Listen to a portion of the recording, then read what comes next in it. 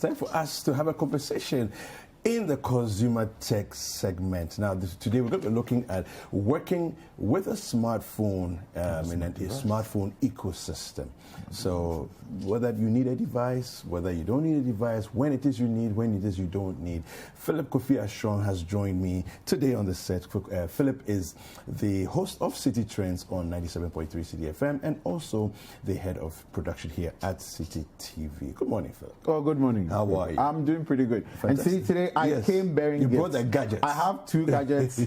Unfortunately, I couldn't get to pick up the watch, the Galaxy S Watch 3, because I was, it's been a long day. So we have and we spoke about these devices a couple of weeks ago. We have the Galaxy Tab S7, and then we have the Z Fold 2. The one that's this is the most interesting one because you can fold it.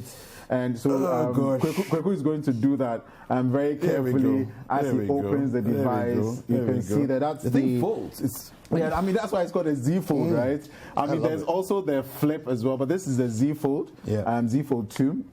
It's basically, it comes in two sizes, either the 256 or the 512. It has a 12 gig RAM, and you basically have... That's a crazy specs. And think about it.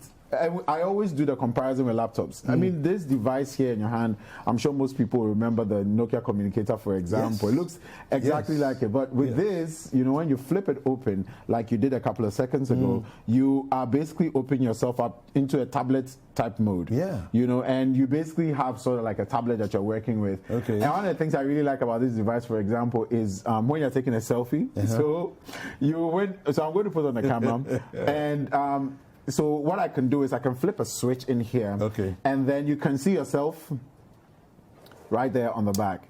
So if you're supposed to take, so you go ahead and take a selfie while I walk us through the tablet. So let's say you were taking a selfie. So you set the timer, for example, as most people would typically do. You point the back camera, and the good thing is once you point the back camera to yourself, you're getting clearer pictures. If you don't want to use a selfie camera, the selfie camera is pretty dope as well.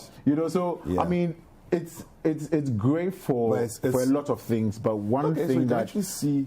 You can see it right there. One thing I really like about this device is how it works in terms of multitasking. Because once you flip it open, you can have about 3 different applications open. So for example, you're sending an email, you want to make a quick reference to a PDF or something, and you're playing music and you want to switch the music, you can have all 3 of them open in the tablet format. And then when you close it, one of the apps will be the main one that will be on the front. And you're good to go. So you have quite a bit of space within which to maneuver. Now this little it's not so little. This little device here, go on. So that is the Galaxy Tab S7, which was also released a couple of weeks ago. We reviewed it, or at least we reviewed the event on the show. So that's a tablet, and behind it is the stylus that typically comes with it. Now what's interesting is that it's magnetically connected to the tablet. Once you connect it, it charges automatically, and you have quite a number of specs in there. You are dealing with either a 128 or a 256 gig in terms of storage space. You have a 13 megapixel camera right there on it. You will either get it in 6 gig or 8 gig RAM, and you have an 8,000 milliampere battery that is hooked onto that thing. It's 11 inches. You have an 8,000 milliampere. That tells you just how much. But this thing can go for days. If this phone here is giving you 4,500 milliamperes, imagine what sort of battery capacity you're going to get. Now let's come to the core issue that we are dealing with today on the show. Now, you have all these devices, and remember when we started talking about the Samsung releases and what it does within the ecosystem in terms of Samsung preaching the gospel of the ecosystem. This is what we're talking about. So let's say I have my watch, I have my phone, and I have my tablet. Now question is, which of them should I buy first? Which of them should I keep? Which one of them should I let go of? In using these devices, one of the first things I say is that these devices are just an extension of yourself. What is your life like? What do you typically do? Do you go for meetings? Are you predominantly an artist? Are you predominantly someone who goes out to do reports and things like that? How much income, for example, do you have to support, some of these devices? Mind you, the Galaxy Fold 2, the Z Fold 2 is going for $12,499. So put that in a bit of perspective. Okay. That little device there, 11 inches worth, is actually going for 4,599. Okay. Now, the watch as well is going for 2,499. So you have to think about the economy of it. Yeah. How does this device I'm getting contribute to either the work I'm doing or make my work better? If you're an artist, for example, you design, you know, for different companies and things like that. My thinking is that this would be that device should be one of the first things to think about. Okay. Not necessarily because it's a shiny, cute with a stylus, but because it has a computing power to actually service whatever job that you're doing. Imagine if you can be on the go, you can do your designs on the go, you can edit on the go. A client sends you, something you want to sign, a concept, you want to even sign an invoice, whatever. Pull out the pen, sign it. If you want to make a change to a design, pull out the pen, design it, and you are good to go. You don't need to have a huge laptop with you all the time. With all the connections that you can get out of this, especially when you connect it to a docking station, you can connect via HDMI to a TV screen, and you're good to go. You can do a presentation anywhere you are. So it's one of the big things that you need to think about. Think about what my life is, what my needs are, and think about how these devices fit into it. If you have a tab and you are an artist, you are someone who is constantly on the go, you are into construction and things like that, once you get a good case for it, especially if you're in construction, because things are flying around all the time, you basically have a computer and it has all the specs to support whatever number of applications. Is crazy. In terms of storage space, whatever applications you're trying to run, you can run it on that device. If you are, for example, someone who does a lot of business meetings and things like that, once you get your keyboard attached to it, you don't even need a keyboard, but just to make it easier, once you attach your keyboard to it, think about it, you're pretty good to go. If you have the stylus as well, it gives you an extension of so many different things you can do in the office, outside of the office, whichever it is, without necessarily needing to have a physical paper in front of you or have a whole laptop in front of you. Quite a number of laptops as well. You don't even have a stylus input. So when it comes to signing, it becomes a little complicated. But with this, everything is into one. You don't have to necessarily worry yourself too much about getting all of those. Then it comes to the phone. Okay, so why would someone need a 12,499 Ghana Citi phone? And once again comes back to how do you typically live your life? How does this device fit into the rest of your life? If you're somebody who really needs one device that acts both as a tablet and as a mobile device, well, this is it. If I'm going to spend, for example, 5,000 CDs on a phone and another 4,000 CDs on a tablet, well, combine all of it and get one of this, because that is what you're going to get with this. You flip it open and you get a tablet, you close it up and you get a mobile device. Even in this state, there's so much that you can still do with it. But then imagine when you flip it open. Imagine when you flip it open and the possibilities of what you can do with it. Of course, this device is not for everybody. And I say it, and when you read my review that's coming out later this week, it's not for everybody. It's not everybody's device. However, if you're somebody who lives a certain kind of life and you require something that sort of crosses between a mobile device and a tablet and does it very seamlessly, where you don't really see necessarily too many hitches and things like that, this is your perfect device. Then comes the conversation about, how do you track your fitness and how does all of that fit into all of these devices? Then, for example, the Galaxy Watch 3 will come into the conversation. For me personally, after using it for about a week, the truth is it has an incredible sleep monitoring platform.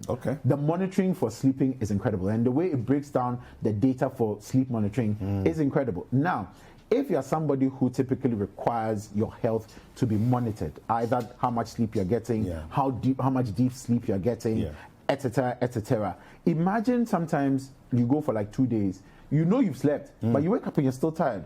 How do you know that at some point in the night you woke up or you did something or you didn't sleep deep enough? Unless something is actually doing the monitoring. And if you don't measure things, you never know. Of course, you can't improve. Exactly. So when these devices are talked about, it might seem grandiose, it might seem whatever, but these are the little applications that you can think about. For example, how do you know right now, sitting here, how many beats per second your heart is going? I don't. You don't. But then with the watch, you can actually just check it on your wrist, literally. And it's because it monitors you over a period. When it realizes something irregular, it's able to notify you. On the watch as well, it tells you, you know, stand up. It gives you a quick vibration and tells you to stand up at various points in the day. Okay. You might not think that that is such a big deal, but then think about it. All those little bits of getting up, walking up the stairs, climbing up the stairs, and monitoring all of that over a period is actually helping you to get a bit of exercise done. Because when you sit for a long period of time, it has its own adverse effects on you. And when you get some of these little hints, sometimes it's just a little vibration on your wrist. It kind of gives you, wait, how am I sitting? Am I slouching? How am I sitting? Have I gotten up? And all these little things, small as they may seem, you know, contribute generally to your well-being. Now remember, the watch is synchronized with your phone, it's synchronized with your tablet. You can literally go there, open the app, and see what your fitness has been like. If you're someone who enjoys going to the gym, you have your watch on, you are counting the number of steps that you take every day. Okay, so you go back to the phone or you go back to the tablet. You see over a period of a month or 2 months, what has my performance been? For example, if you're a runner, you can calculate your pace, for example, your average pace over a number of kilometers. You would be able to see after 2 months whether you're improving or you're retrogressing. And that is where the magic is. If you don't measure it, you're never going to be able to see it. Now remember, with these watches, you're able to, for example, receive mobile calls on it. You're able to sometimes even to the point of sending text. It's a bit of a stretch sometimes. For example, I never really understand why I need to have a mobile browser on my watch. But then everybody has their own reasons why they have it. But you see, the thing is, they put all these tech at your beck and call, so that in case you need to make some decision, you don't necessarily need to stress yourself too much. Now, you might not think that you need a browser on your watch, but there will be a point where you need to get some quick information. How are you going to do that if you don't have any of your devices with you? You understand? So once again, coming back to this ecosystem conversation, all these devices, like I said, it might look like it costs a lot, and quite frankly, for the average person, it does cost a lot.